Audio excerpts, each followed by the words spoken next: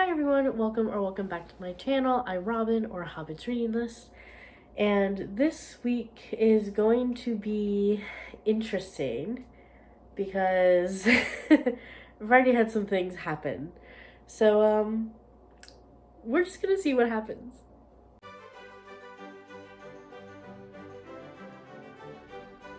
So on Tuesday, which was yesterday, woke up, worked out, edited my vlog, everything was going fine.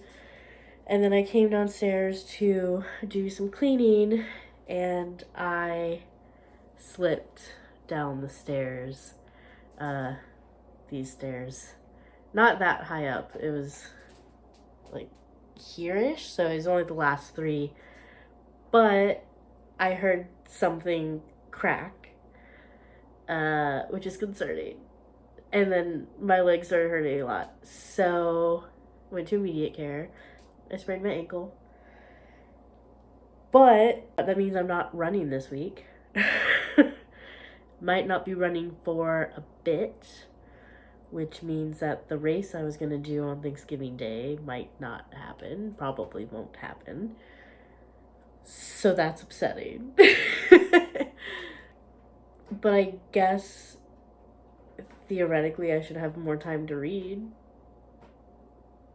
There's that. Yeah, so I'm not feeling like awesome.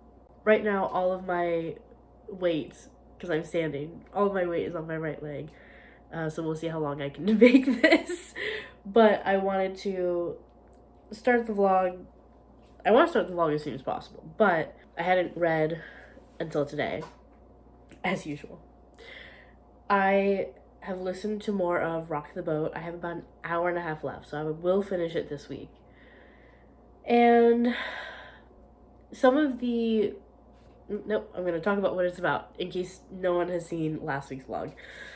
Rock the Boat is following three people who grew up in this small seaside town called Sea Point in New Jersey. And they have some connection to each other. So Kate, who is like probably what I would qualify like the main character, although all three of them are technically, but like we get a lot of Kate.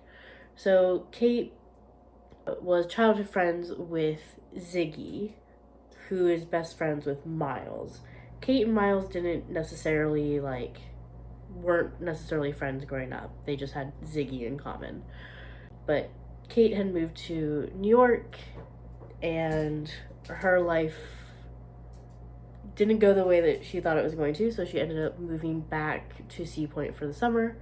Ziggy had stayed in Sea Point, had worked with his dad in the plumbing business that his dad owned, and his dad had passed away very suddenly from a heart attack about 2 months before the story starts. And then Miles had moved to San Francisco, and he is told by his mom, who owns this like restaurant in Sea Point that is very successful, that she has changed her mind about how like the CEO will be picked when she retires. It's not just gonna go to Miles, it's gonna go to whoever's the best fit. And so he decides to come back to Sea Point to prove that he can be the CEO, as well as agreeing to help Ziggy with balancing his dad's books, because there's some confusion there.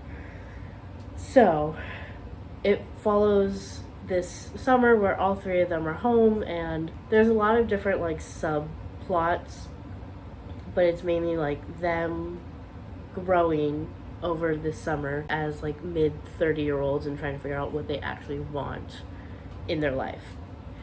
So it is interesting. There was a part towards the middle where I was just like kind of getting annoyed with Miles and Kate. Ziggy has maintained being my favorite, but right now, I mean, Kate and Miles still bother me because I still feel like they're making silly decisions and not considering other people. And I feel like Kate is making right now a similar mistake as she did like 10 years before, and she's not recognizing that, and it's bothering me. And then Miles is like trying to protect Ziggy from something, but is just avoiding him instead of just like trying to put it delicately or something like that. So Ziggy is still my favorite because he's doing something wrong, but in the grand scheme of things, it's not that bad. So yeah, they all have their flaws, but it is really interesting, and now that I'm towards the end, you can see the character growth happening, especially in Kate. I would like to see more from Miles, but we'll see. So yeah, it is really, again, I don't think I like it, but it's interesting, and I want to keep reading to see what happens. So there's that. Other than that, I mean, I haven't really read anything else. I went to work, and all my coworkers were very nice to me and helping me because I am getting around with a cane because it sort of sucks to put weight on my left ankle.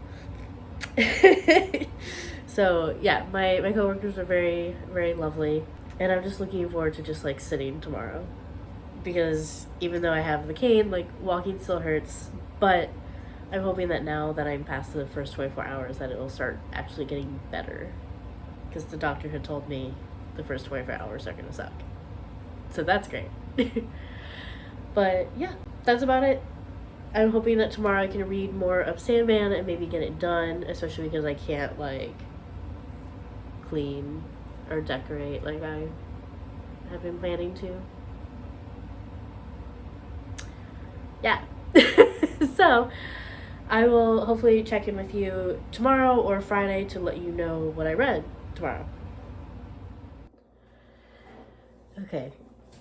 So we're kind of back to recording on the phone because my camera is upstairs in the library, and by the time I remember that I should film, I just can't go back upstairs. Like, I've only been going on the stairs twice a day, once in the morning, once at night, because it does hurt, and it also takes a lot of time, which is very aggravating for me. I don't know if I mentioned this, I have a cold.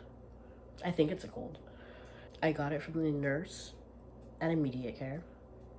So, and I know that because she was coughing, had a cough drop in her mouth, wasn't wearing her mask properly. It was below her nose, which I didn't think a medical professional would do that. So I'm not thrilled because I already, like, my ankle already hurts. I didn't need a cold on top of that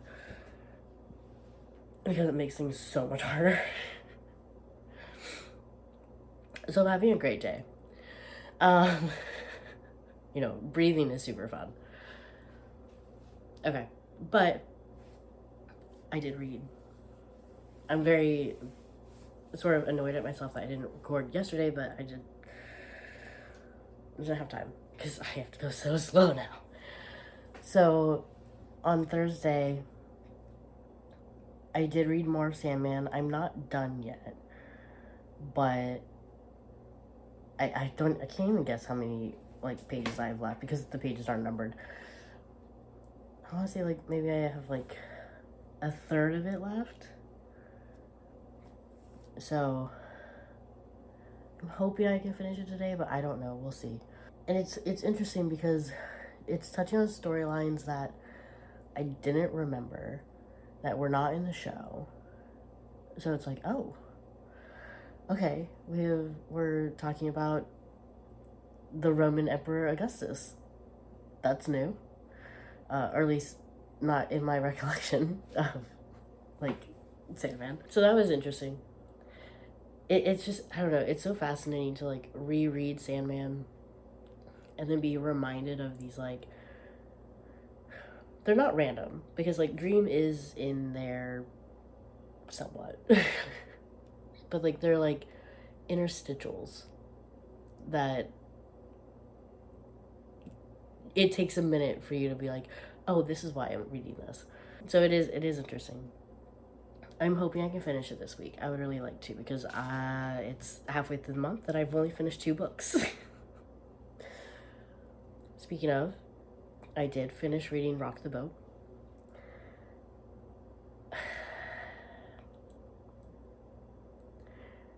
It was fine. Like, I still maintain, like, both Kate and Miles had their moments, but like I didn't really like either of them.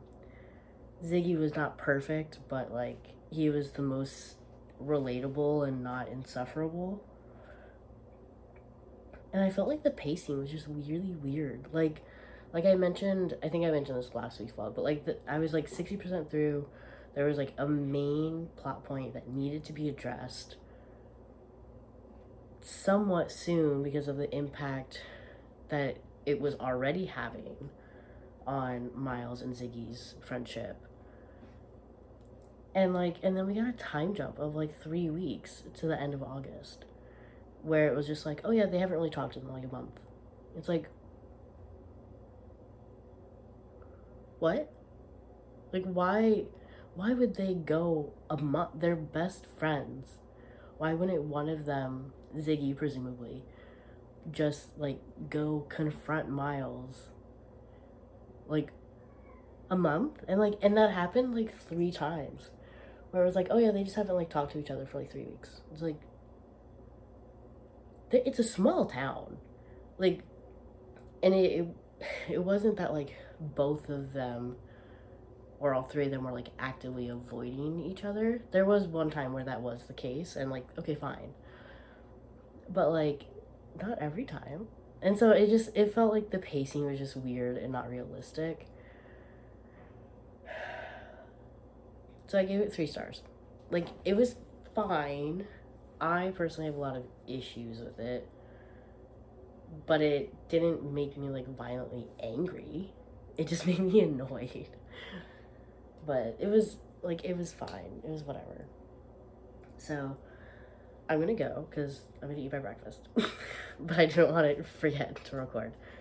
And hopefully I will read more, but I will be starting the Ragpicker King tomorrow on my drive to work. So there's that.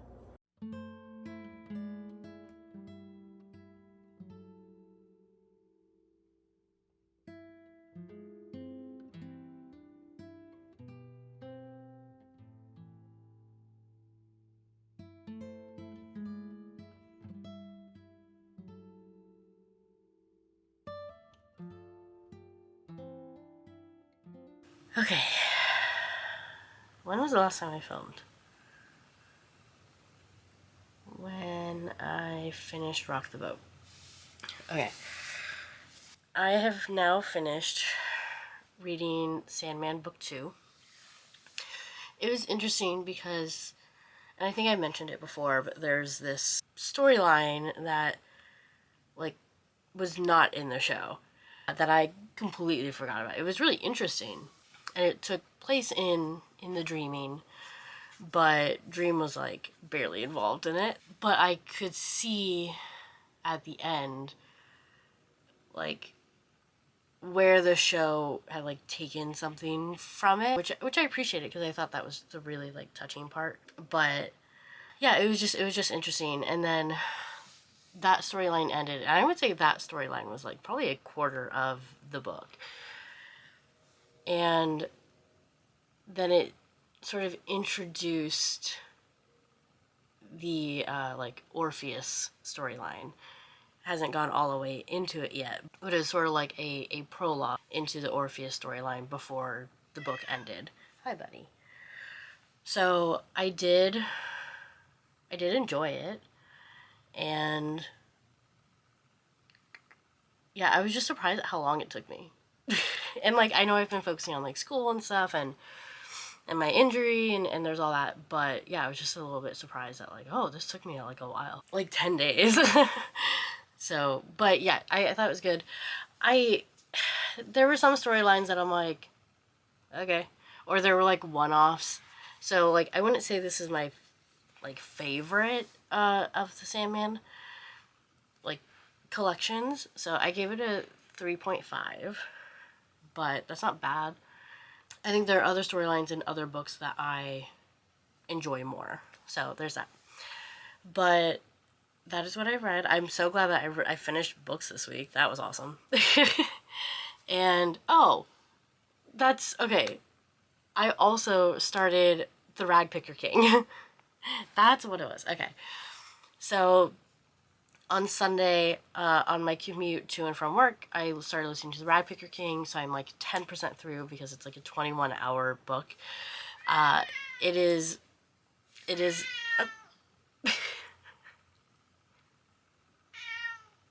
Are you done? Yeah, no, I didn't think so. He's just in this like back corner just meowing at it. He's not even meowing at me. He's just meowing into the corner. I think he likes like the sound bouncing back. Hi. What's up? Anyway, the Ragpicker King is the sequel to Swordcatcher by Cassandra Clare, and it starts 3 months after the end of Swordcatcher, because there's been a little bit of like a lull, I guess, in like everyone recuperating after the end.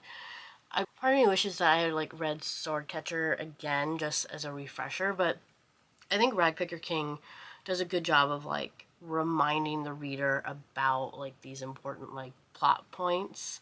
So even though I'm not remembering details because it's been like 2 years since I read Swordcatcher, like I am getting enough reminders to be like, oh right, okay, that happened, and then this, and okay. So I'm still able to mostly follow along. There were a couple things I had to look up and sort of just ignore mention of spoilers. That's fine. Spoilers don't really bother me. But I am enjoying it. So far we have... I don't remember if... I think in Swordcatcher we also got Connor's perspective. So far in Ragpicker King we've only gotten Kel's perspective, who is Connor's Swordcatcher, and Lynn's perspective, who is a physician. She's also part of the Ashkar people, who are these like people who are kept on like the fringes because they're looked at poorly, to say the least. There are a lot of similarities between the Ashkar and like the Jewish people and the persecution that Jewish people have experienced for thousands of years. So that part is interesting. I don't think that I can really go into much about like the plot of Ragpicker King because it is a sequel, but essentially Connor is the prince of this kingdom, and there's a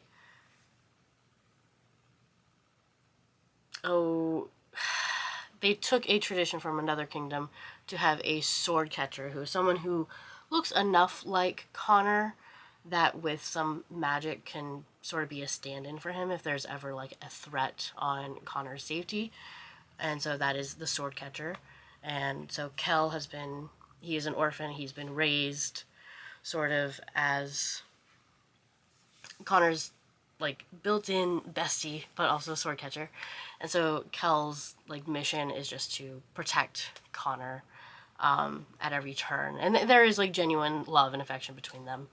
And then Lynn originally didn't have much to do with them, but then like as the events of Swordcatcher happened, like Lynn had met both Kel and Connor and gotten close to them. And so I think friends is not quite an accurate word, but they are somewhat tied together in some way because of the plot.